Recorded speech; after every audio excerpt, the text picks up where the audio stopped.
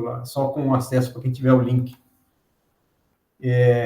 Então é isso. Eu tentei separar aí umas 40 páginas por dia para a gente tentar cobrir nesses 8 encontros o principal, né? Um estímulo que todos leiam, porque é um texto meio árido. Então, é um estímulo para a gente ler ou reler e discutir um ou outro ponto nessa 1 hora e pouco de encontro. Então, agradeço aí a ideia do Antônio também e vamos tentar aproveitar esses 2 meses para essa atividade também.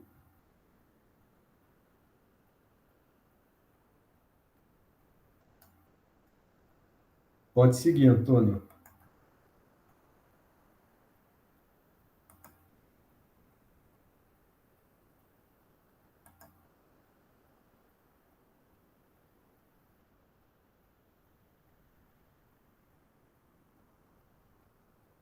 Aí. Tá indo. Dá para ver certinho, né? Dá, entrou bem. Que dá para ver mudando, né? Só que eu tô com ele aberto aqui, então eu não tô vendo direito. Não, tá bom. Qualquer coisa eu falo, mas estamos vendo sim. Tá. Bom, o primeiro capítulo ele é mais voltado para essas questões terminológicas, de conceitos, então é um pouco mais maçante. Eu tentei compilar um pouquinho, pegar as principais partes, né? E, bom, a primeira parte importante que já aparece no primeiro capítulo é justamente a definição de sociologia para o Weber, que é ciência cujo objeto é a interpretação do ato social. Aí eu coloquei tudo entre parênteses em alemão, porque eu traduzi do alemão direto, porque eu não sei como que é a tradução em português. Então eu peço desculpas por isso já, se tiver alguma tradução errada. Não, melhor ainda. E principalmente, acho que é o subtítulo do Economia e Sociedade, que é um guia para sociologia interpretativa, uma coisa assim. É justamente isso que o Weber quer, a interpretação do ato individual, né? O que faz uma pessoa se comportar de uma certa maneira, né, dentro de uma sociedade. É o método se não me engano, individualista sociologia, e que é oposto justamente ao fato social do Durkheim, em que parte, no caso do Durkheim, de uma análise do coletivo que faz uma coerção social, entre aspas, né, no sujeito, ou no caso que ele cita, você pode tentar usar, por exemplo, na França, acho que era franco na época a moeda, você pode tentar usar o marco alemão, mas você vai ter várias barreiras, né, e não vai conseguir. A mesma coisa, você pode tentar falar em italiano em Paris, mas muito dificilmente você vai conseguir algum sucesso. Então, o indivíduo ele acaba se adaptando ao coletivo, né, ao fato social. Aí aqui é o oposto do Weber, que é fazer a partir não da análise do coletivo, da comunidade, da sociedade, mas de uma interpretação que o sujeito faz a partir do, do, do comportamento dos outros. E uma coisa assim que eu percebi muito ele sempre frisa muito em possibilidade, não em uma causalidade estrita. E o que eu li já da,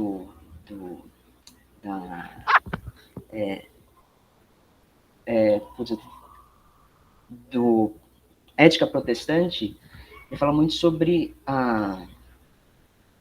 uma afinidade interna ou afinidade eletiva, e que ela é derivada assim, não derivada necessariamente, mas muito influenciada pela própria filosofia do Nietzsche, que é a força na vontade de poder do Nietzsche, que eu peguei o Deleuze, que ele faz um grande apanhado de tudo.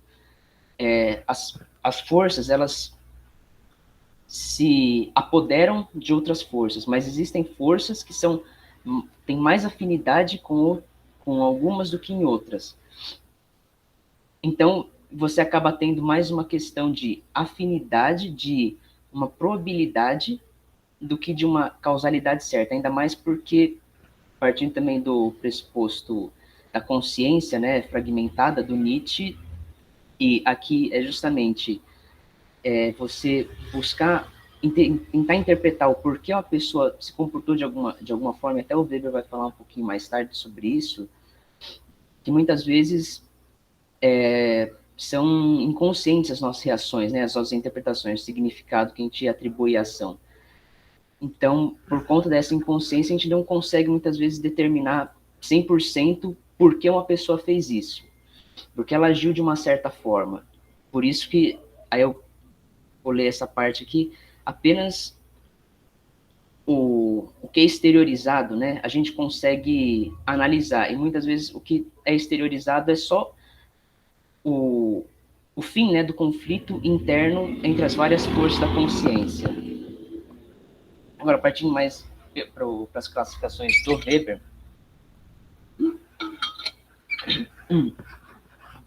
é que justamente o significado ele é individual, e eu não lembro se aqui ele usa o adjetivo innerlich, que é interno, mas é sempre numa perspectiva de o indivíduo, não um coletivo, como eu coloquei também, empresa ou Estado, não, essas instituições, elas não interpretam, elas não têm o agir social, são as pessoas, os indivíduos que agem em relação a elas.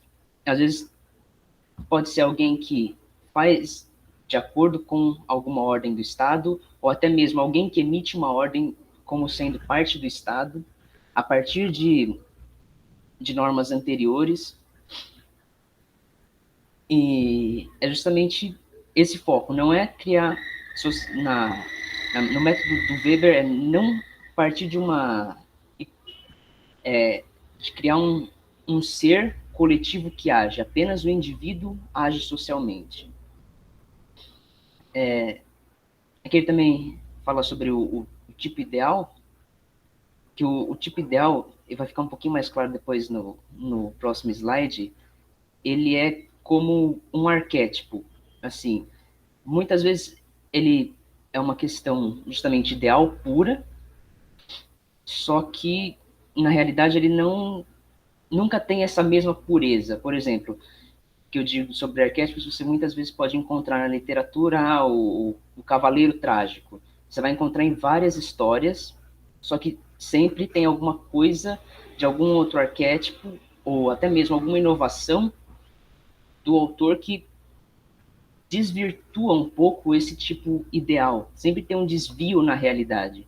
E o principal exemplo aqui que eu achei foi justamente as leis da economia, porque muitas vezes se pensa a pessoa, o agente individual, ele vai agir economicamente da melhor forma possível, né, da forma mais beneficial para si, mas muitas vezes isso não acontece, porque a pessoa não tem todos os dados para tomar a decisão mais racional possível, nem às vezes é do interesse dela tomar essa decisão. Às vezes ela pode querer, aí vai ser ficar um pouquinho melhor depois quando falar sobre o tipo de ação ideal, mas querer assegurar algum valor, fazer alguma caridade. Uma caridade não faz sentido, por exemplo, no máximo de racionalização do lucro, mas muitas empresas, muitas pessoas acabam fazendo.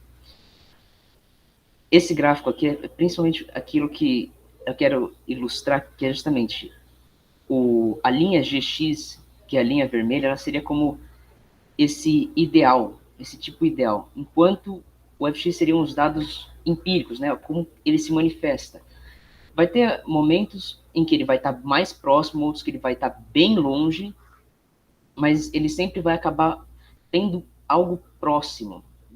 E aqui esse gráfico, ele trata eu peguei principalmente porque ele trata da área, né, de diferença, que é calculado por integral, essas coisas, que a integral, justamente, ela tem essa função de analisar essa área, a distância entre essa área, entre as manifestações de cada uma dessas retas. Então, muitas vezes, o que o Weber quer fazer é analisar essa distância e tentar entender por que existe muitas vezes essa distância também, e categorizar a partir do tipo ideal o f de x, a realidade empírica. Aqui já partindo para a própria definição de ato social, que ele frisa bem forte, que é tanto o agir positivo como também o não agir, a omissão, é uma ação social, que é orientada em relação ao comportamento dos outros, seja do passado, presente ou do futuro. Ele pode ser racional, e aqui, Zweck, ele é muitas vezes, no alemão, a definição seria finalidade, então seria uma racionalidade voltada ao fim, a melhor forma de você proporcionar aquele fim.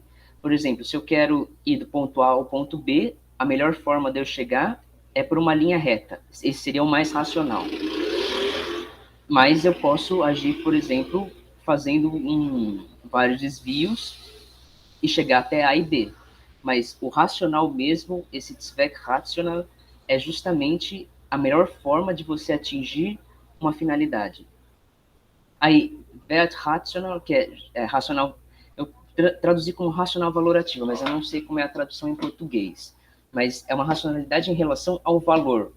É você privilegiar o valor em si. E aqui eu coloquei essa distinção, democracia e celeridade. Muitas vezes a racionalidade, seja ela voltada a atender alguma demanda social, crescimento econômico, ela demanda justamente uma celeridade do governo, mas a gente nem sempre preza por essa celeridade, a gente preza por uma decisão legislativa, que demora, muitas vezes nem sai do papel, fica engavetado num projeto de lei e não acontece nada. Isso justamente porque a gente coloca o valor na democracia, não necessariamente na celeridade. A celeridade seria a forma mais racional, Zweck rational, de chegar na finalidade, mas a democracia é um valor em si que a gente quer manter. Por isso a gente acaba fazendo essa escolha da democracia muitas vezes em relação à celeridade. Aqui, afetivo e tradicional, o afetivo é mais uma relação emocional, e aqui, justamente, é um limiar entre ação e reação. Muitas vezes, o tipo puro afetivo, né, ele é com uma reação, perto de uma reação afetiva, uma reação emocional, quase não pensada. Assim como o tradicional, que é você fazer do jeito que você faz, você nem pensa, ela é totalmente quase que inconsciente. Por isso que, às vezes, é muito difícil você, na realidade, dizer se é de fato uma ação social, algo minimamente consciente, não uma reação a partir das emoções ou da habituação, né? Sempre fazer aquilo, você faz automaticamente, com uma memória muscular. E sempre, o ato social ele acaba sendo, se você observar ele empiricamente, muitas vezes ele é uniforme. As pessoas colocam o mesmo significado no mesmo ato. Apesar de serem pessoas diferentes, pessoas com backgrounds muito diferentes. E aqui eu achei um pouco de dificuldade, porque eu não consegui entender muito bem a diferença entre o uso, que é o Brauch, e o costume, porque os dois são quase que a mesma coisa em alemão. Eu não consegui achar uma diferença muito forte, mas o principal do costume, que depois é um pouco contraposto com a parte de lei ou convenção aqui, que eu citei bem por cima, é que o costume ele não tem uma sanção externa. Ninguém vai obrigar você a seguir aquele costume. É que ele justamente ele cita o caso de comer café da manhã. Ninguém vai obrigar você a tomar o café da manhã. Você pode sair da sua casa de manhã e não tomar nada e não vai acontecer nada. Ao contrário do que vai acontecer com a lei ou a convenção. Relação social é que o comportamento de uma pluralidade de agentes sociais que levam em conta os comportamentos uns dos outros e se orientam a partir desses comportamentos. Por exemplo, aqui, que ele dá o Estado. As pessoas levam ele em consideração, eles têm uma relação social pautada por um significado dado pelo Estado. Um contrato, muitas vezes, é feito por conta da norma jurídica, também por conta de interesses privados, mas muitas vezes o que vai motivar a forma como é conduzido o negócio é pela norma estatal, é pelos dogmas de como fazer o contrato. E as relações elas podem ser tanto conflituosas como não conflituosas. No caso, o conflito, que pode ser luta também,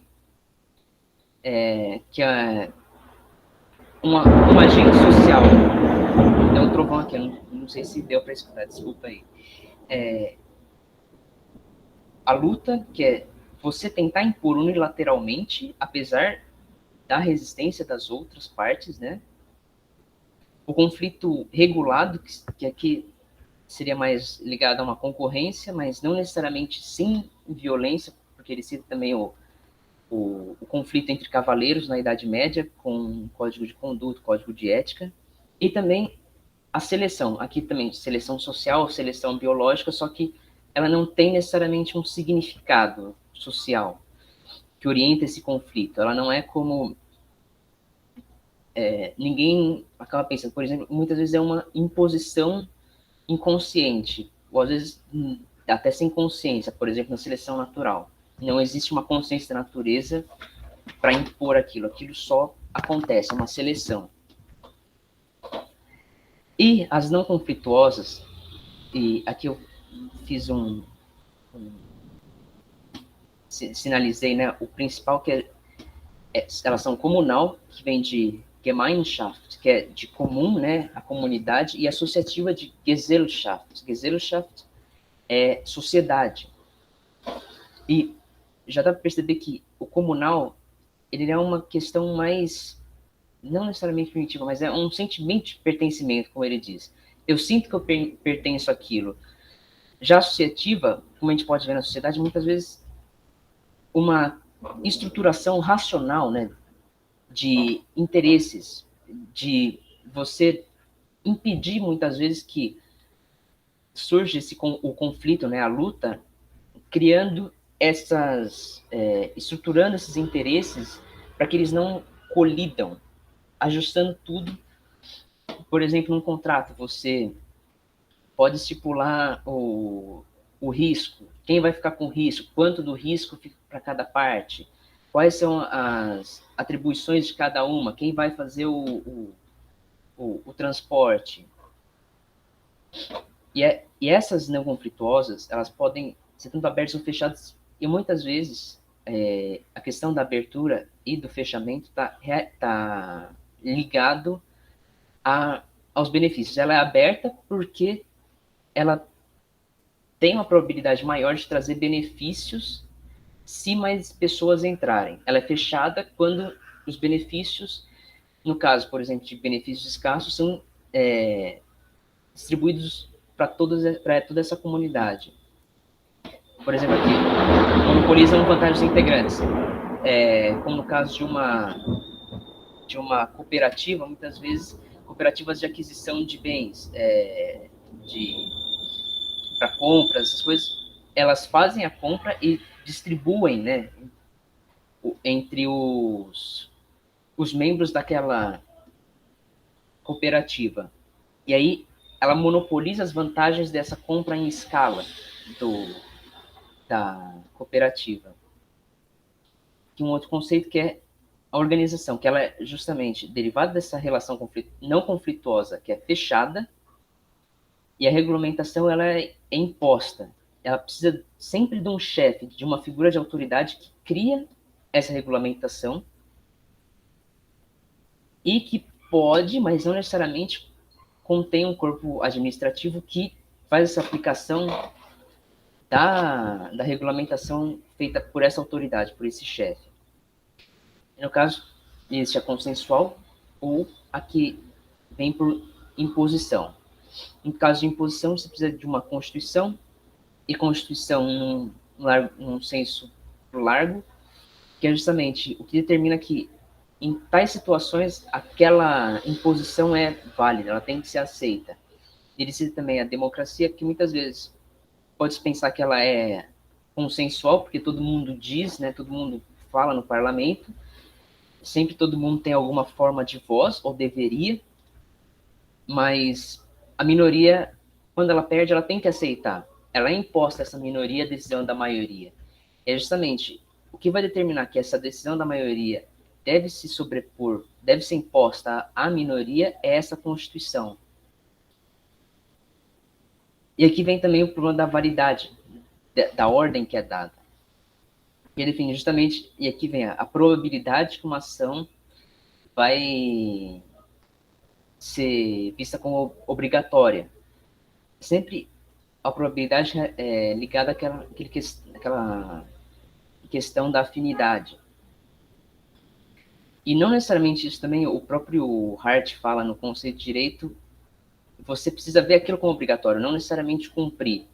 O criminoso que esconde, que, por exemplo, o assassino que oculta um cadáver, que faz de tudo para não deixar transparecer que o crime aconteceu, ele reconhece a validade da ordem, por isso que ele toma todas essas precauções. Caso contrário, se ele não visse essa validade na ordem, ele não tomaria todas as precauções, não ocultaria o cadáver, não andaria de jaqueta com capuz. E aqui que muitas vezes na própria filosofia do direito tem muito problema, que é validade de ordens contraditórias.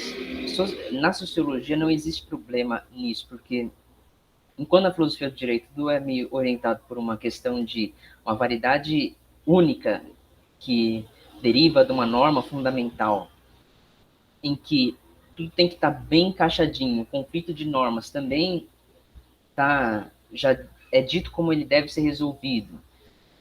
Aqui, para a sociologia, como ela descreve o que acontece de fato, ela não precisa se prender à validade, né, da ordem. Ela pode justamente considerar essa situação em que, por exemplo, no duelo, uma pessoa que mata a outra, seguindo as normas do duelo, ela se entrega à polícia por ter machucado, matado ou feito alguma coisa contra o seu oponente no duelo. Que pode parecer, para teoria mais filosófica do direito, uma coisa meio estranha, que se eu sigo o código do duelo, eu estaria justificado em ter matado, eu não precisaria me entregar. Mas aqui na sociologia ela consegue enxergar essa dualidade e ver que ela é uma situação real, não uma coisa que é impossível como na teoria do direito. E a validade aqui, ele justamente fala de innerlich, subjetiva, interna, que ela pode ser tanto afetiva, por uma questão emocional, ou por valores, né, por alguma questão valorativa, ou aqui pela religiosa, que é pela salvação. Você acreditar que aquela ordem ela é legítima, porque se você seguir ela, você vai ganhar salvação. Porque você vai respeitar os 10 mandamentos, você vai ser salvo. Se você não respeitar, você não vai ser salvo. E, por outro lado, tem por expectativa, que é a convenção e o direito. Que esses não são uma ordem interna, innerlich, mas eles são externos, objetivos, entre aspas, né? Porque envolve pelo menos mais de um ator. No caso da convenção, um contrato. Você precisa de mais alguém para fazer um contrato. E aquela pessoa vai fazer com que a coerção seja aplicada a você. Ela tem o elemento coercitivo como uma especialidade. E o principal do direito é que esse poder coercitivo ele é feito por um corpo próprio, especializado para aplicar essa coerção, que aqui em alemão é Stab, que seria como staff em inglês. E é justamente interessante que ele também fala que o direito ele pode ser político na questão do Estado, que aplica coerção com a polícia, com o judiciário, essas estruturas, mas também ela pode ser hierocrática, a igreja, que pode fazer excomunhão, por exemplo, de alguém, a partir dos mandamentos, da lei interna da igreja.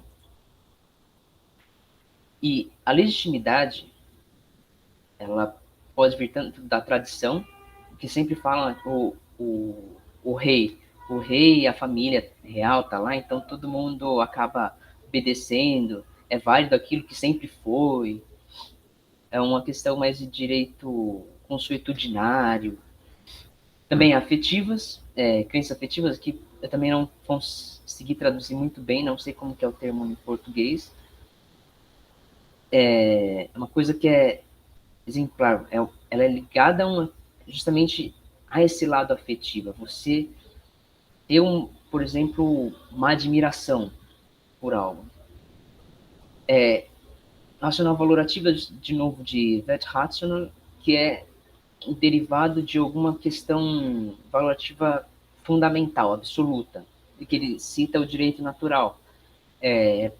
A ordem de Deus, ou melhor, né, agora,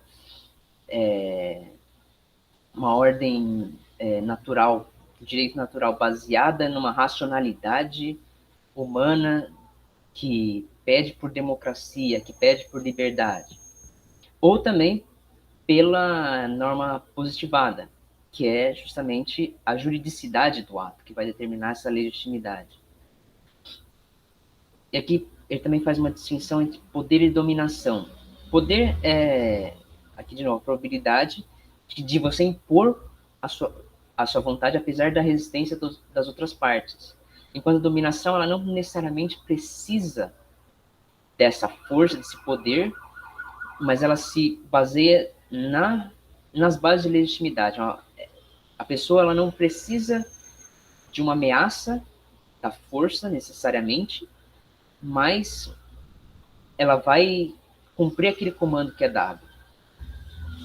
E aqui também, eu traduzi como organização dominadora com base em Verband, e aqui seria Herrschaftsverband, que é uma organização, naquele conceito de Verband, de organização anterior, em que os membros dessa organização estão sujeitos à dominação. E ela pode ser política, no caso mais específico ao Estado, né? Que ele vai falar do Estado moderno, que tem como principal característica o uso da força, né? Mas não necessariamente em todas as interações que acontecem, todas as relações sociais, mas só como último recurso. E ele principalmente fala que o Estado ele não tem um fim em si, ele é um meio, e ele é um meio justamente porque o seu meio especial é a violência como último recurso. Ela não tem o Estado não tem uma finalidade que ele deseja cumprir. Ele só é um meio para cumprir finalidades que podem se apoderar dele. E a organização também dominadora, hierocrática, que é a religiosa, uma igreja, uma seita, em que ela não tem a aplicação da força necessariamente, ela é mais ligada à coerção psíquica com base em critérios de salvação, com base em critérios mágicos, numa crença. E o principal dessas duas organizações é justamente o uso de uma coerção, né, seja ela física ou psíquica, e que são dotadas desse corpo administrativo, o Estado. Bom, é isso, e aqui está só a bibliografia que eu usei para fazer esses slides aqui. Obrigado. Excelente, Antônio. Bom, também tentei fazer um esquema mais simples aqui para a gente organizar o raciocínio, mas queria ouvir se alguém tiver antes algum comentário, algum ponto a destacar. Professor, Diga. eu acabei tendo acesso aos slides do Antônio antes, então eu fiz algumas coisas, né? Eu percebo que essa oposição entre o Weber e o Durkheim é muito aquela coisa do positivismo com algo mais empírico, subjetivo. Eu vejo que, se eu não me engano, o Durkheim ele é da sociologia positivista, né? Ele tem uma carga do positivismo científico ali, de querer que tudo seja objetivo, enfim. Eu percebo também que nessa oposição de um com o outro tem o Weber, né, que parte do micro, né, do indivíduo para explicar a sociedade, e Durkheim que parte do macro para explicar o indivíduo, que contribui para a subjetividade. Outra coisa que eu reparei, eu nem cheguei a comentar com o Antônio, é sobre um conceito que o Weber fala, talvez o professor possa falar sobre isso também, sobre tudo que a gente... Eu não lembro o conceito ao certo, mas em tese, tudo que a gente faz corresponde ao outro, né? Dentro da sociedade, alguma coisa nesse sentido. Isso parece um conceito de Lacan, professor. Nesse semestre, a gente está tendo algumas coisas próximas a Lacan. Eu vejo que, pelo menos no caso de Lacan, né? Não sei no caso do Weber, no caso de Lacan, ele tira esse conceito de Kojève, que nos seminários de Hegel, né? Eu não sei qual foi a inspiração do Weber para falar sobre isso, mas eu percebo uma aproximação. Se o professor puder explicar, falar sobre. Ótimo, Tiago. Então, deixa eu projetar aqui.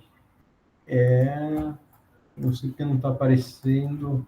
Bom, mas acho que um ponto, um exercício que a gente pode fazer para tentar entender o Weber é aproximar um pouco de outros autores.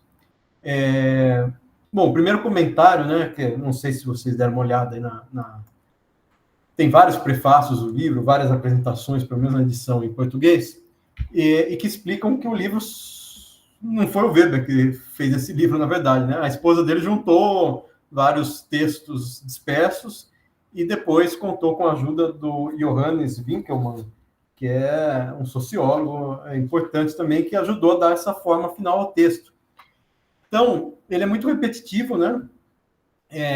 E nessa parte inicial é muito árido, e também a gente nota assim, um certo exagero em tentar definir as coisas muito com uma influência do direito, mas também tentando dar a autonomia para o conceito sociológico daqueles fenômenos, né?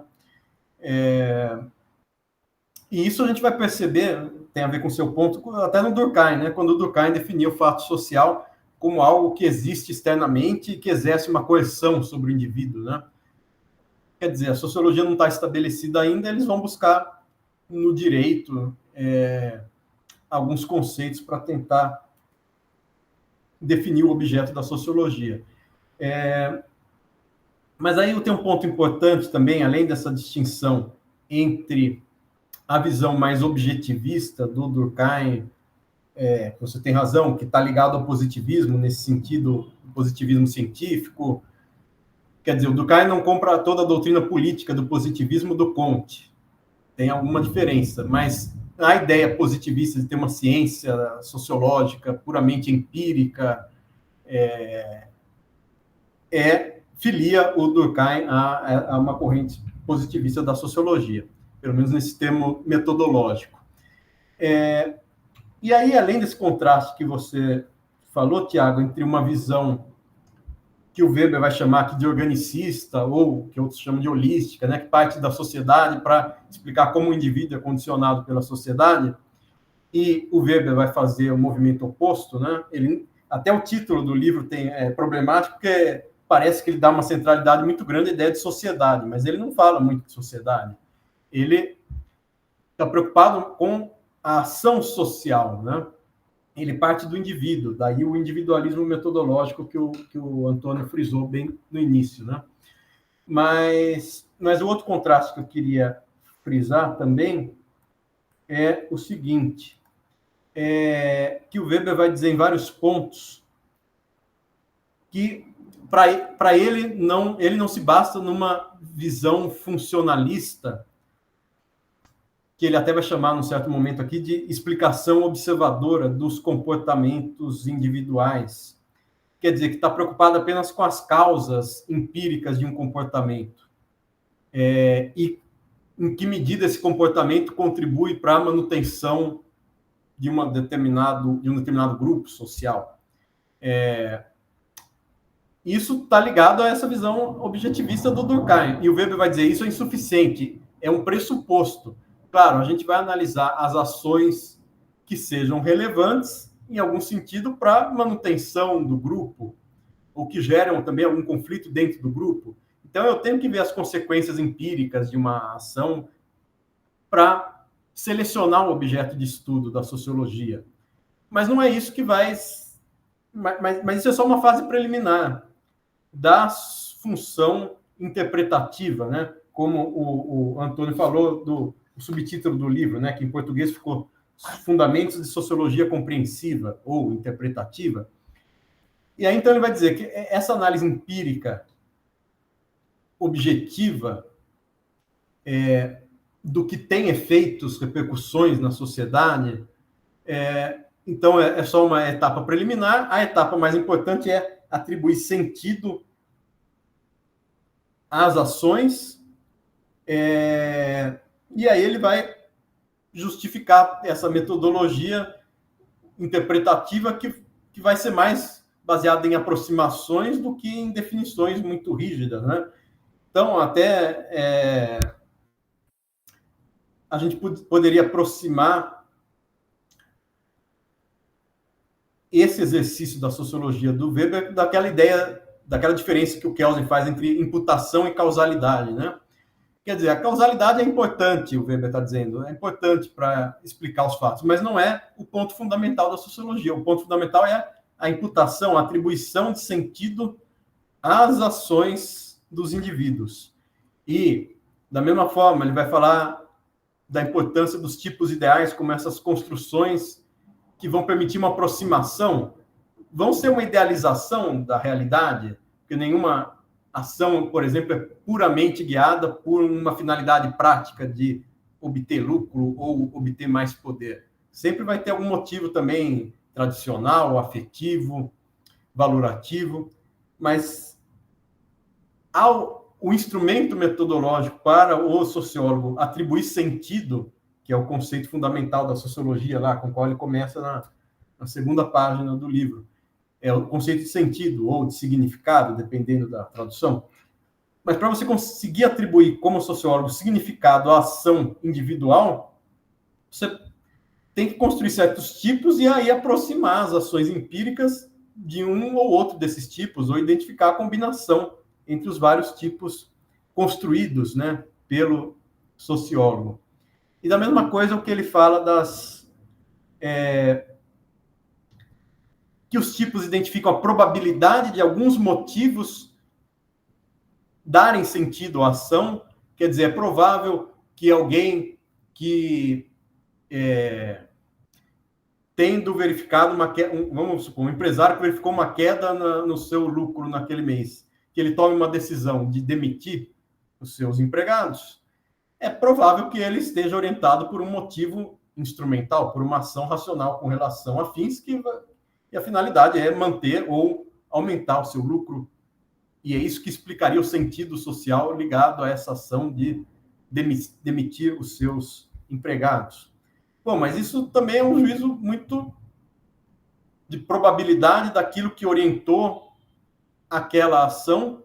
E aqui o Weber não fala tanto da ideia de afinidade, mas o Antônio trouxe essa ideia de afinidade eletiva que o Weber vai usar no Ética Protestante e o Espírito do Capitalismo, para também, mais uma vez, dizer que não é a sociologia não está preocupada só com a questão da causalidade, né, empírica, mas está preocupada com o sentido e, portanto, o sentido, o motivo que orienta a ação econômica dentro de uma economia baseada na concorrência, na propriedade privada, no lucro, que é o capitalismo. Esse sentido tem uma afinidade com o sentido do estilo de vida pregado pelo protestantismo, que é um estilo de vida que favorece a poupança, a acumulação de riqueza como um signo da salvação individual, né?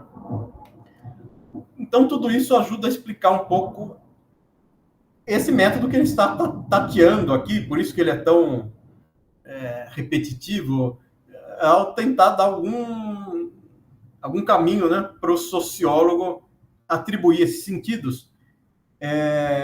E aí, só para fechar esse comentário inicial, não quero ficar falando mais muito, mas 2 pontos importantes para lembrar que o Weber fala. Primeiro, que essa atribuição de sentido na sociologia se baseia nos tipos, porque não está preocupada com a explicação histórica de fatos particulares ou de personagens particularmente relevantes para um desfecho de algum acontecimento histórico.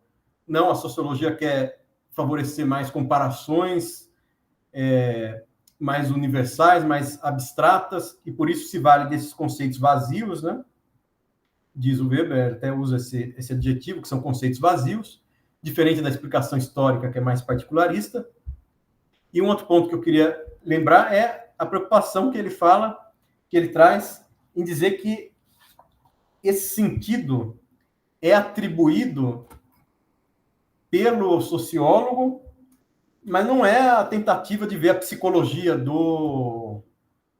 quer dizer, o motivo que orientou realmente, psicologicamente, o motivo consciente da ação individual. Acho que esse é um ponto muito importante, porque tem até várias pessoas que fazem comentários sobre Weber que dizem que ele é psicologista, que ele reduz tudo à motivação do comportamento individual.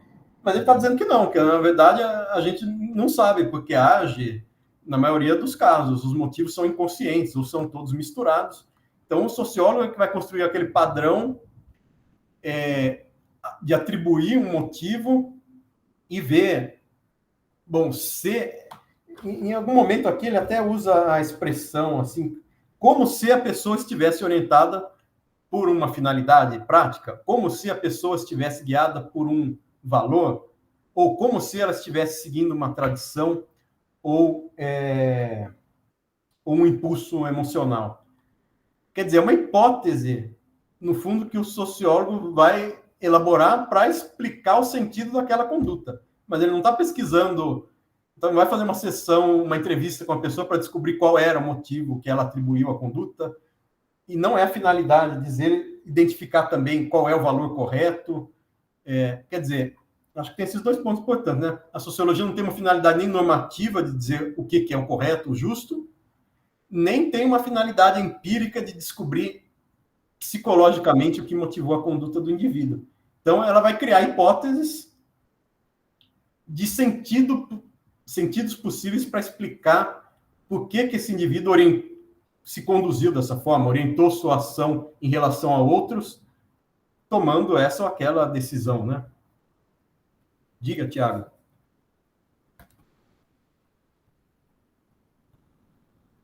Pode falar, Tiago. Professor, de qualquer maneira, talvez eu esteja errado, mas a partir de Weber dá para fazer uma aproximação da psicologia, da psicanálise para a sociologia, para explicar um certo comportamento social. Método. É porque também, ao meu ver, não sei dos colegas, o método que ele usa é muito obscuro, entendeu? Para mim. Mas só que a partir de Weber eu acredito que dá para fazer essa aproximação entre psicanálise e ciência social, enfim, para N objetivos. Diga aí, Nicolas. Só uma coisa que eu fiquei pensando quando eu estava lendo, talvez isso aí é um projeto de doutorado, né? Não sei se eu teria competência para fazer isso, mas uma coisa muito interessante que eu estava notando é a influência que o Weber ele cita no começo desse capítulo, que é do Stammler. E o Stammler é um autor assim, que era amigo do Natter, que era um neocantista, né? E talvez eu não conheço assim uma obra que traça as origens neocantistas de Weber, né? E ver como é que isso, como é que essa escola influenciou, né? O pensamento dele, né? E talvez, sei, traçar um paralelo com o Kelsen, que também foi fortemente influenciado por essa escola. Eu fico, assim, eu não conheço nada de Stamler, mas, por exemplo, até o Radbruch, que é um jurista, filósofo muito importante, né, no começo do século XX também na Alemanha, é influenciado por esse Stamler, né? Então, eu não sei se... Acho que não tem nenhuma obra traduzida dele, né? E sobre essa questão do sentido, fiquei pensando muito nesse comentário que o professor disse que o Weber não seria um psicologista, né? E justamente por essa influência do neocantismo, o neocantismo, o principal alvo dele eram os psicologistas, né? Que eram baseados no princípio de imanência, assim, eles tentam fundir tanto a pretensão de fundar a psicologia como uma ciência autônoma que possa servir como base para a fundamentação da lógica, da matemática, e ao mesmo tempo também essa psicologia ela estaria tendo como pressuposto o princípio de imanência, né, que seria é, uma herança cartesiana que diria que o acesso único que um sujeito tem seria as suas próprias representações, né? E isso, talvez essa obsessão do psicologismo, ela foi carregada até o Russell, né? Que é um autor que o Russell na parte continental e o Frege na parte aí, talvez, ele era alemão também, né? Mas na parte que depois vai para as águas inglesas aí. Mas muito interessante isso, assim, talvez traçar como que esses autores eles usam, né, o kantismo, né, e concordando em algum aspecto ou não, né, e como que ter essa obsessão, né, de tentar de refutação do psicologismo, né, e como o professor salientou, né, eu também não acho que o Weber seria um psicologista, porque acho justamente por ter essa influência do kantismo.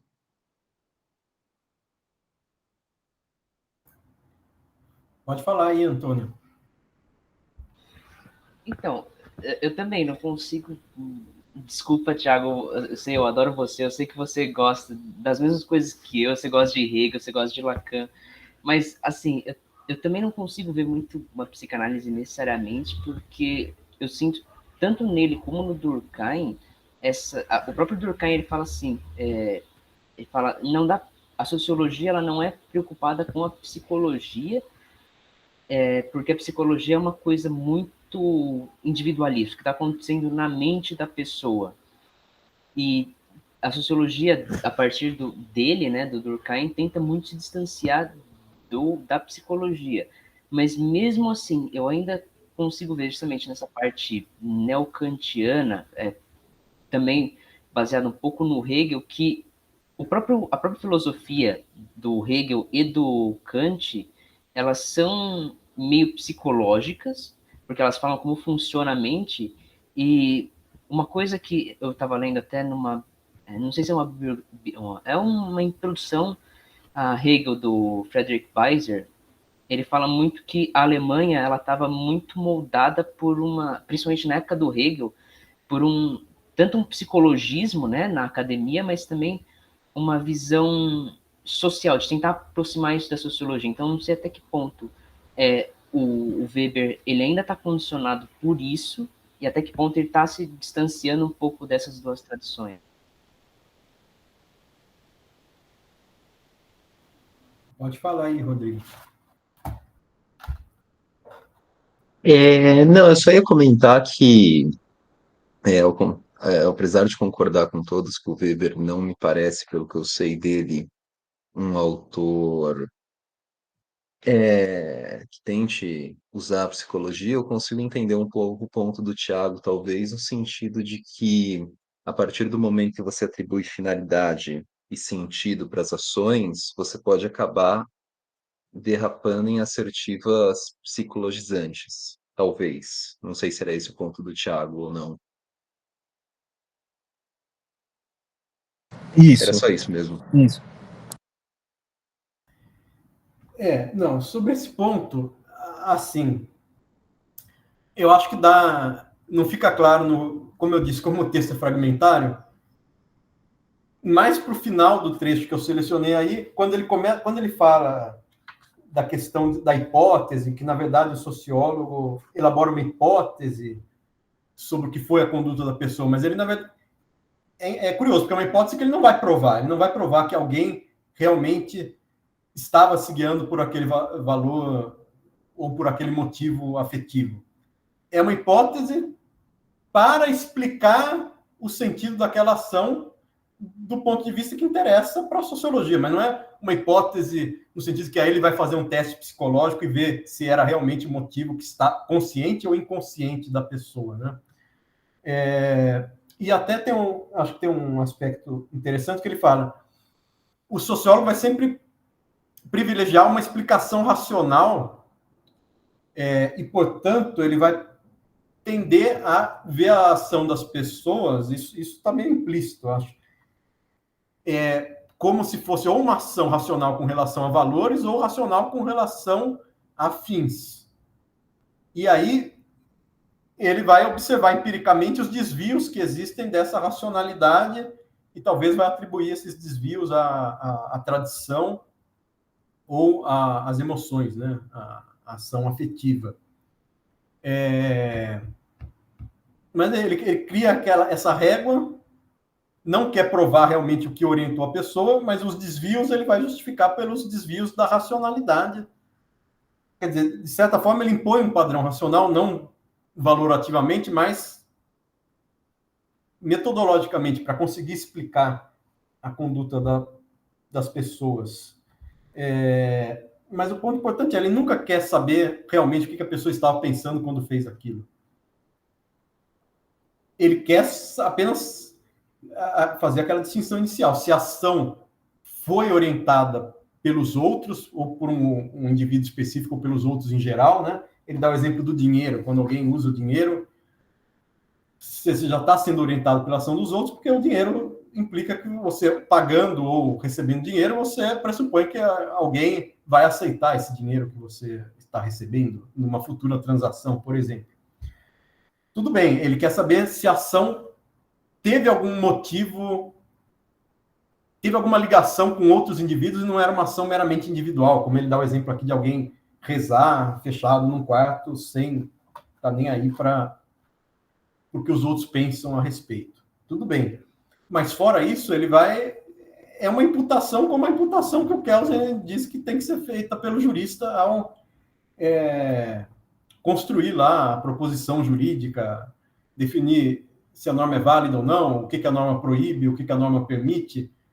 Assim como o jurista não quer saber se o tribunal vai condenar alguém por ter roubado um pacote de bolacha no Brasil, ele não quer saber qual é a probabilidade do tribunal condenar, ele quer saber se, segundo as normas válidas do direito brasileiro, isso é uma conduta proibida ou permitida, né? Acho que dá para fazer um certo paralelo aí entre a causalidade e imputação do Kelsen e essa imputação para o Weber, que pressupõe uma certa causalidade, mas que não chega à causalidade psicológica, né? Diga aí, Nicolas. Ou Tiago. Acho que o Tiago... É que saiu sua mão aqui, Tiago, mas pode falar. Professor, agora ficou claro, porque não o Kelsen meio que, na minha opinião, faz uma cópia. O Kelsen não, o Hardt faz uma cópia do Kelsen. Me processem por isso, mas ele faz uma cópia do Kelsen no conceito de direito. E esse conceito do tipo ideal tá no conceito de direito também. Aí com essa ilustração eu consegui pegar, porque não é fica longe da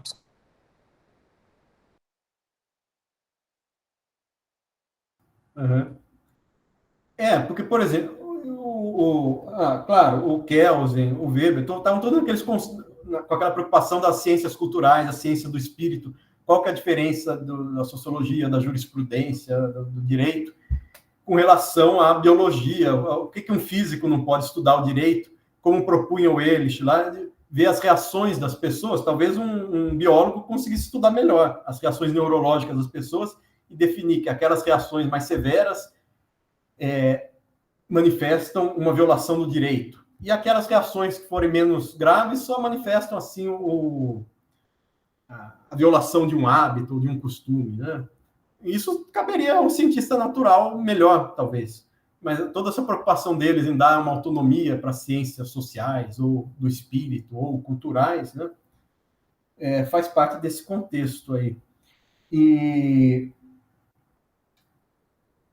Bom. Antes de eu fazer o comentário sobre o Hart, aí, que eu queria comentar também uma coisinha. Nicolas, pode falar. Só ressaltar em cima desse comentário que o professor fez, que está assim, fazendo uma comparação anacrônica. Então, o Weber ele seria um contraponto, por exemplo, à teoria do realismo escandinavo, né, do Hegerström, que ele se baseia naquela anedota, né, que um juiz ele poderia julgar pior ou melhor segundo o café da manhã que ele comeu, né? Até talvez pode ter influência, mas não sei, o Weber não estaria preocupado com isso, né? Porque no fundo isso assim, né? Até assim, isso poderia ser usado para interpretação de história da filosofia mesmo, assim. O que adianta saber que o Descartes estava bravo no dia que ele escreveu o livro dele, assim? No fundo não serve para nada, né? Sim, porque o que a gente está analisando seriam os argumentos, né? Mas não sei, assim, fazendo uma comparação, assim, meio anacrônica, mas me parece que ele oferece um bom contraponto. Não, mas acho que esse é um dos pontos mais importantes para a gente, porque toda a teoria da interpretação do direito também vai discutir isso, a vontade do legislador ou a vontade da lei. Quer dizer, e a interpretação na arte é a mesma coisa, quer dizer, interessa o motivo psicológico, histórico particular, porque alguém pintou um quadro, fez uma música daquela forma, ou interessa a interpretação que você pode atribuir àquela obra dentro de um contexto cultural, ou, no nosso caso, dentro do ordenamento jurídico, ou o que quer que seja. E isso que dá uma autonomia para a ciência social em contraposição a essa empiria mais experimental, né? Como você comentou do realismo escandinavo e, na verdade, essa frase do Holmes também, do realismo americano. Mas o que eu queria comentar também sobre o Hart, né? Bom, o fato biográfico do Hart é o seguinte, parece que ele não tinha estudado profundamente o Weber quando escreveu o conceito de direito. O McCormick, pelo menos, diz que depois de escrever o conceito de direito, o Hart estava muito empolgado nos anos 60, o conceito de direito é de 61, mas depois o Hart ficou muito empolgado com a obra do Weber.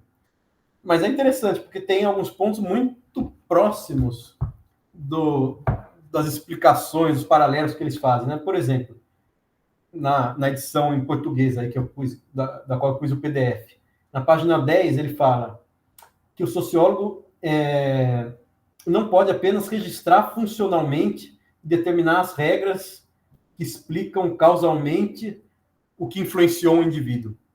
Que isso seria uma mera explicação observadora. Mas a sociologia tem que fazer, sobretudo, uma explicação interpretativa, que é compreender as ações dos indivíduos, atribuindo um sentido a essas ações. Isso daqui é claramente a diferença que o Hart faz entre o ponto de vista interno e externo, né? Você só consegue explicar causalmente o fenômeno ou você consegue dar um sentido ao fenômeno? Aí depois, na página 11, ele fala, mais uma vez, a colocação prévia do problema da funcionalidade, que era aquilo que eu estava comentando. Você pode explicar por que uma ação contribuiu ou não para a preservação de um grupo, quer dizer, você observa os efeitos de uma ação e vê se esses efeitos contribuíram para preservar o grupo, para romper o equilíbrio do grupo. O Hart faz isso quando ele explica lá a emergência das regras secundárias, para dizer, as regras secundárias ajudaram a trazer certeza, eficácia e alterabilidade ao direito. Portanto, a origem, quer dizer, porque elas têm esse efeito, eu explico a causa dessas regras existirem elas terem resolvido o problema da ineficácia, da incerteza, da imutabilidade do direito costumeiro, né? Mas aí é um ponto que o Hart é bem funcionalista. Só que ele não vai parar nesse ponto, porque ele vai dizer, mas o que é uma regra? A regra é um padrão compartilhado para criticar, avaliar as ações, né? As condutas. Então, mais uma vez, tem esse paralelo entre a explicação funcionalista, empírica, causal e a interpretação, né? E tem mais um ponto que eu também achei muito próximo do Hart. Deixa eu ver aqui. Pode falar, Nicolas. Só para dizer que, engraçado, hoje eu estava lendo justamente isso aí, né? E segundo o McCormick, o Hart vai se basear no Peter Winch. Mas aí precisa saber se também o Peter Winch ele leu o Weber, né? Aí fica a dúvida, eu não sei. Mas tem um comentário, né, que o John Finnis foi lá na biblioteca do Hart e achou uma cópia do Economia e Sociedade cheio de anotação, né? Então, mas aí você está muito preocupado com a causalidade, né, que você quer saber. O fato é o seguinte, o Peter Winch, inclusive, o livro dele foi traduzido há uns 60, 70 anos no Brasil pelo Anísio Teixeira, né? Bom, é difícil. E quando o Hart fez essas anotações, fez antes ou depois de escrever o Conceito de Direito? Então, é sempre a questão da causalidade. Mas o fato é, a gente pode atribuir uma afinidade muito grande entre as construções dos conceitos, né? Que talvez fosse o ponto mais importante para o Max Weber. Quer dizer, metodologicamente, acho que era esse o comentário mais importante, paralelo do Hart, a questão da parte funcionalista que ele faz, um pouco o ponto de vista externo, que ele usa para explicar até a emergência do direito como união de regras primárias e secundárias, mas depois o ponto de vista interno, ou o aspecto interno das regras, como esses padrões compartilhados. Mas o outro ponto que eu achei muito próximo é a página 21 aí da tradução, quando ele vai tentar, o Weber, né, diferenciar o costume da convenção. Ele fala que a falta de convenção no costume gera uma certa ineficácia, e a convenção já seria aquele costume que conta com uma sanção, por exemplo, com um boicote social. Enfim, acho que tem um paralelo lá com a questão do surgimento do direito positivo em relação ao direito costumeiro. Mas outro comentário que eu queria fazer é o seguinte. Bom, dois comentários. Sobre a ação. Eu acho importante a gente guardar essa ideia para ver se o Weber é coerente com isso, porque, de certa forma, ele põe dois tipos de ação racional e dois tipos de ação irracional, né? Que, como o Antônio disse, ele aproxima quase que a reação. Quer dizer, é a reação afetiva, a reação tradicional, é aquela ação em que o indivíduo não está orientado muito por algum motivo. Ele reage a um estímulo, que é um estímulo de seguir a conduta, seguir aquilo ao qual ele está habituado, que é a conduta tradicional, ou, pelo contrário, quando algo quebra o seu hábito, ele tende a reagir de maneira afetiva, né? Endossando ou rejeitando aquela violação do hábito. E aí, então, os dois tipos de ação racional mesmo seriam aqueles orientados por fins práticos, né, ou por valores, pela realização de valores, que seria uma ação que basta em si mesma, né? Se é uma ação que busca ser ética, ela se contenta com isso, independentemente de conseguir concretizar alguma grande mudança no mundo. Mas o outro ponto importante, além desse sobre a ação, do qual ele depois vai meio que inferir a ideia de relação social e tudo mais, é o seguinte: eu acho que ele é bastante prolixo ao falar daquilo que hoje em dia todo mundo chama de instituição, né?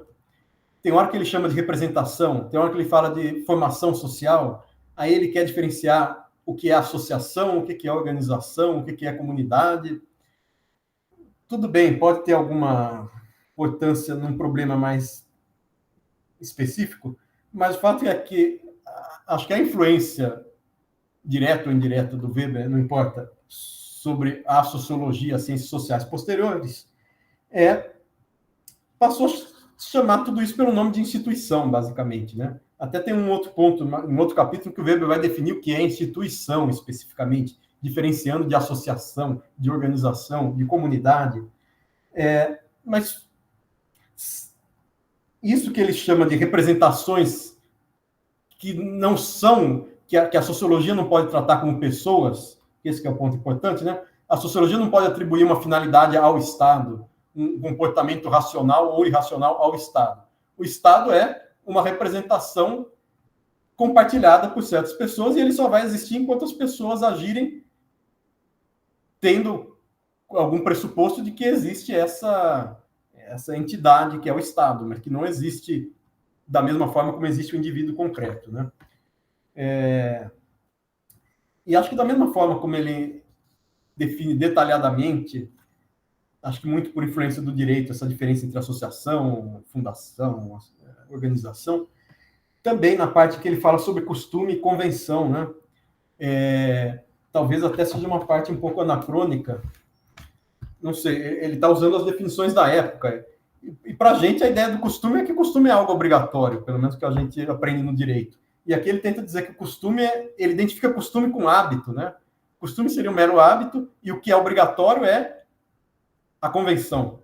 Quer dizer, o costume reforçado por uma expectativa de que a violação ao costume será punida. Mas talvez o conceito jurídico atual de costume seja o que ele chama de convenção mesmo, né? Bom, pelo menos na tradução, né? O que está como convenção. E o costume, ele identifica a ideia de hábito. E para a gente, hábito é algo que seria que a gente diferencia do costume o mero hábito, né? O hábito, alguém segue ou não. O costume tem já uma convicção de obrigatoriedade compartilhada. João, pode falar. Oi, gente, boa tarde. O que o Weber quer dizer quando ele classifica o Estado como uma empresa? Então, mais uma vez, e isso até acho que ainda tem uma certa presença no nosso direito, é a ideia da empresa como uma atividade, né? E acho que até o século XIX, mais ou menos, até a indústria era pensar assim, não no sentido da indústria que a gente de transformação de matérias-primas em produtos com propriedades físicas modificadas, né? Mas a indústria ou a empresa como uma atividade. E aqui ele diz, o Estado é uma...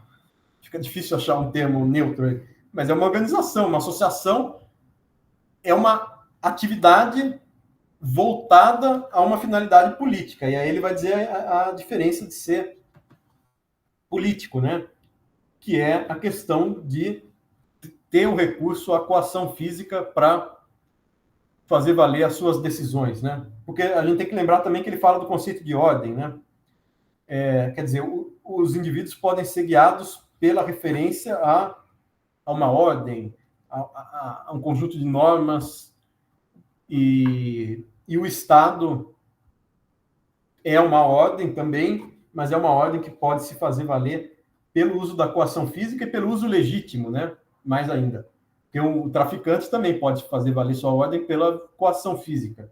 Mas o uso legítimo da coação implica que as pessoas aceitam. Se pressupõe que o Estado possa realmente... As pessoas tendem a obedecer o Estado, inclusive aceitam que ele possa usar desse meio da coação física, né? Então, a empresa, nesse sentido muito geral, de atividade, né? Está aqui, ele fala no parágrafo 15. Empresa é uma ação contínua que persegue determinados fins. Então, o Estado é essa atividade contínua que se organiza como uma associação e que garante a sua ordem sempre pela ameaça da coação física, né?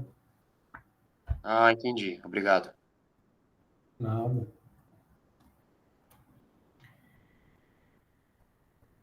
Acho que a gente também vai ver na sequência que tem uma redundância grande no texto, né? E aqui ele fala da legitimidade da ordem, pode estar garantida por uma conduta interna afetiva ou valorativa, ou pelo direito.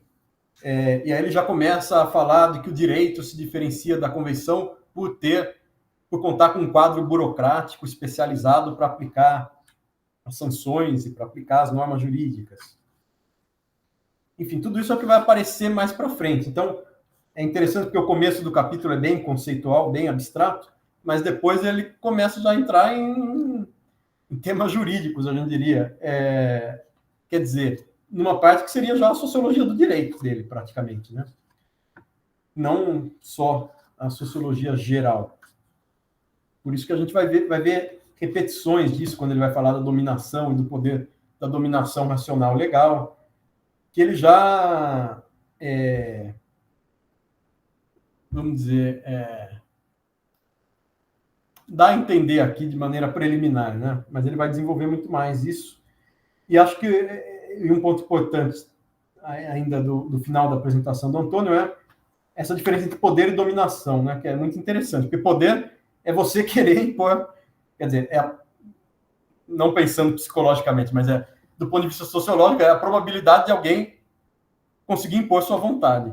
E a dominação tem a ver com o contraponto a isso, que é a obediência, né? Dominação é a probabilidade de encontrar obediência. Então, alguém pode ter poder, pode conseguir impor sua vontade, a gente pode atribuir o sentido, pelo menos o sentido social, à ação de algum líder, a um exercício de um poder, mas isso não garante a dominação como essa probabilidade é que o poder tenha sucesso por encontrar obediência, né? E aí ele vai falar dos motivos também por que alguém resolve orientar a sua ação pela obediência a um poder, né? Que é justamente quando ele for chegar na discussão sobre a dominação legítima, né? Diga aí, Antônio. Eu li um artigo falando sobre o Kojève, que ele fala que o Kojève se baseia muito no Weber para falar dessa questão de dominação, como que o Weber tinha uma preocupação em, por exemplo, o poder, né, a força, você consegue, uma pessoa, digamos assim, muito forte, dominar duas pessoas, assim, 3, assim, no máximo. Pessoa assim, o cara é um bodybuilder de 300 quilos. Mas se você precisa de alguns aparatos, alguma coisa que dê essa obediência sem precisar da violência. Eu só sei que o artigo fala sobre isso, mas eu não sei se no Economia e Sociedade ele entra um pouco nisso, ele acaba entrando em tentar falar sobre essa diferença, assim, do que precisa dessa legitimidade além do poder.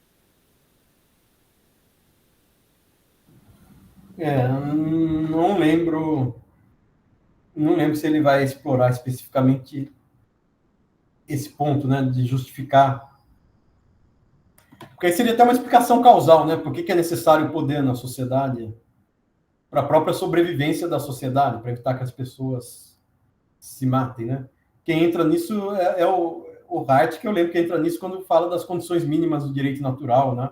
Que é proibir todo direito positivo, tem que ter alguma norma que proíba a autotutela, a violência, o homicídio.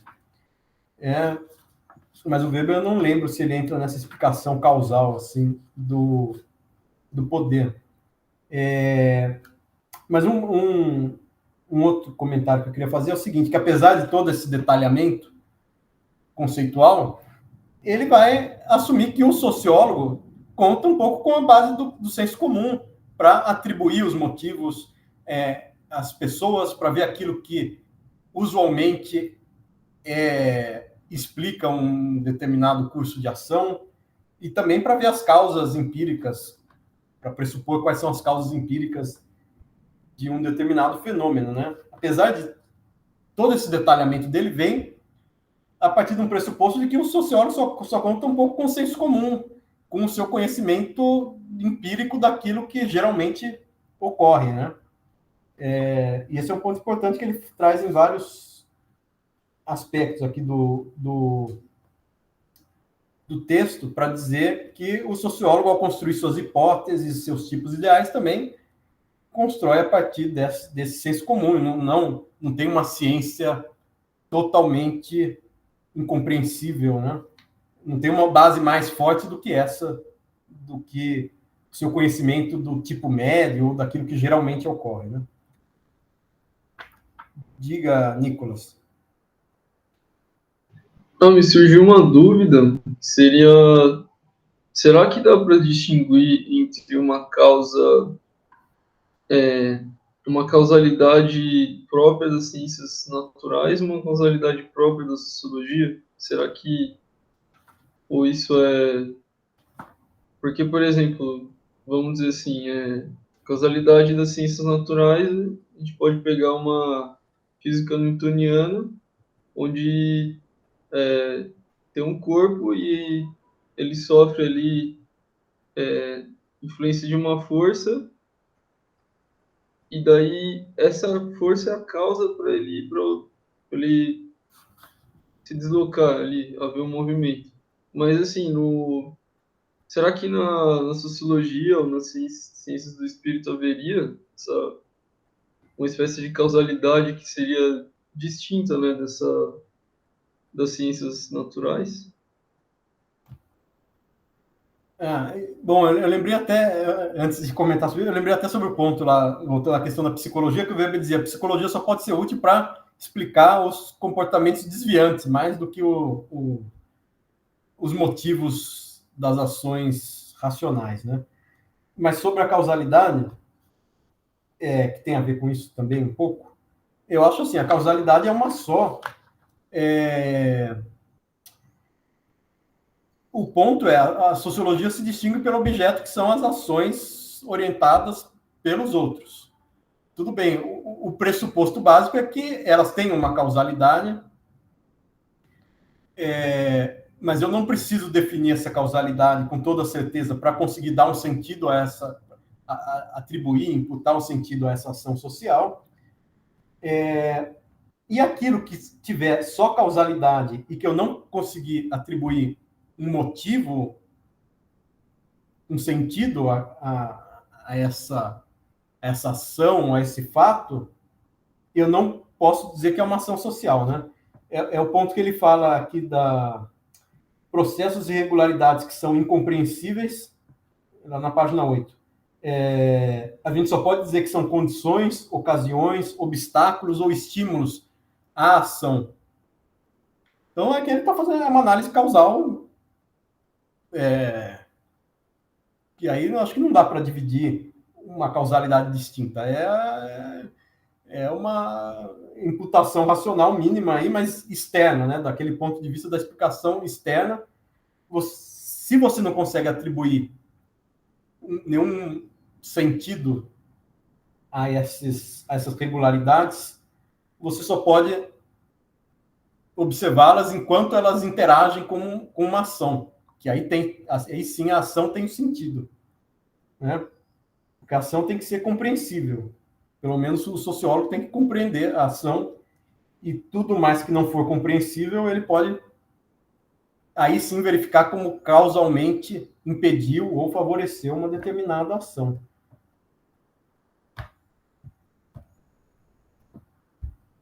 E aí ele fala até, né, das estatísticas aqui. Tem estatística de mortalidade, de rendimento de máquinas, de fadiga, de quantidade de chuva, que obviamente você não consegue atribuir um sentido social à chuva. Mas você pode dizer que a chuva favoreceu o comportamento das pessoas ficarem em casa, né? E aí sim você vai explicar um motivo racional, instrumental das pessoas ficarem em casa para não se molharem, para não pegarem trânsito, para economizarem seu tempo, sei lá. Né? Mas a chuva em si não é compreensível. E aí ele fala, mas aí também você tem estatísticas sobre o comportamento humano, a criminalidade, os preços, as safras, a produção de grãos, e aí você tem uma mistura aí de processos naturais sem sentido com ações humanas dotadas de sentido, né? A única diferença, acho que é a seguinte: a ação humana está subordinada a duas coisas, a causalidade e a essa atribuição de sentido. As ciências naturais estudam aquilo que só é explicável, em que basta a explicação causal. Acho que esse que é o ponto. Basta a explicação de um físico ou de um, sei lá, da meteorologia para saber por que choveu. Agora, por que as pessoas ficaram em casa, além da explicação causal, você tem a interpretação sociológica. Talvez seja isso que distingue as ações que estão subordinadas à causalidade, mas também a essa interpretação. Diga aí, Tiago. Professor, até nisso, eu vejo uma certa oposição ao Durkheim. Porque ele faz questão de colocar a subjetividade humana na ação, né? Ele, em nenhum momento, ele determina, ele sempre coloca uma questão de talvez, é provável que, entendeu? E nesses mínimos detalhes dá para ver uma oposição à objetividade do método de Durkheim. Sim, acho que é esse um ponto importante dessas duas tradições da sociologia, né? A tradição positivista, em sentido muito amplo, da qual até o Marx pode ser classificado como positivista nesse sentido, que ele procura leis, regularidades muito objetivas. Enquanto o Weber parte desse senso comum, da experiência comum, e o sociólogo, quer dizer, por mais que ele defina os conceitos, o sociólogo só conta com esse pressuposto de que os indivíduos são os núcleos básicos de sentido e que é possível atribuir um sentido às ações individuais. E por isso existe tanta incerteza na sociologia do Weber, nessa sociologia interpretativa, por oposição a essa sociologia positivista, no sentido mais amplo aí, na qual até daria para encaixar, talvez, o marxismo, além do Durkheim, é claro. Né? Porque o Durkheim, o Marx, acho que tá na realidade. Na realidade, você encontra objetivamente algo. No fim das contas, você tem uma comprovação empírica que bastaria. É um materialismo histórico. Quer dizer, você vai estudar a materialidade dos fatos para definir, para criticar o que era uma falsa impressão, o que era ideologia. E o Durkheim também você consegue encontrar o que é o fato social que explica aquele comportamento independentemente do sujeito. O Weber fala, eu não vou achar empiricamente, porque empiricamente talvez eu tivesse que ir para a psicologia, mas a psicologia não é o que vai ajudar aqui. Então eu não posso me resumir à análise causal, eu tenho que fazer essa atribuição de sentido, que é muito vaga, né? Não dá essa certeza. Eu posso ter diferentes interpretações e definir, e aí eu defender uma interpretação sobre a outra, mas não tem uma prova conclusiva, né? Diga, Nicolas. É o curioso, né, que a interpretação de Engels do Marx, né, é justamente conectar as ciências naturais às ciências humanas, né? Então, assim, o Marx ele não disse isso, mas ele não disse que as ciências naturais são talvez equivalentes às ciências humanas, né? Que ele restringe a análise dele a uma interpretação mais de leis históricas, né? Que seriam que parece que o Marx ele deixou os escritos, né? E aí tentaram preencher as lacunas, né? Porque às vezes vários escritos dele estão assim não tão completos, né? E aí tem essa interpretação, né? Que vai do Engels até o Lenin, no caso, né?